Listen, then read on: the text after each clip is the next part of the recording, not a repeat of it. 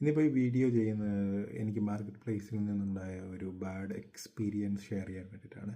ഞാൻ ഇന്നലെ ഒരു ഐറ്റം സെല് ചെയ്യാൻ വേണ്ടി ലിസ്റ്റ് ചെയ്തിരുന്നു. അത് കഴിഞ്ഞൊരു 5 മിനിറ്റ്സിനുള്ളിൽ എനിക്കൊരു 3-4 മെസ്സേജസ് വന്നു.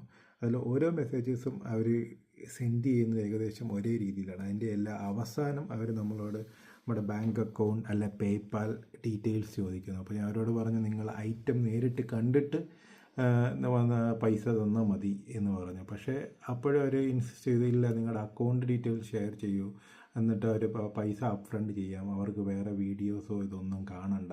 അപ്പോൾ ഞാൻ പറഞ്ഞു, ഇല്ല പറ്റത്തില്ല, നിങ്ങൾക്ക് പൈസ വന്ന് കണ്ടതിന് ശേഷം തന്നാൽ മതി. അപ്പോൾ അങ്ങനെ പറഞ്ഞു കഴിഞ്ഞപ്പോഴത്തേക്ക് ഈ പറയുന്ന 4 പേരും ഒരുപോലെ ചാറ്റ് ലെഫ്റ്റ് ചെയ്തിട്ട് പോയി.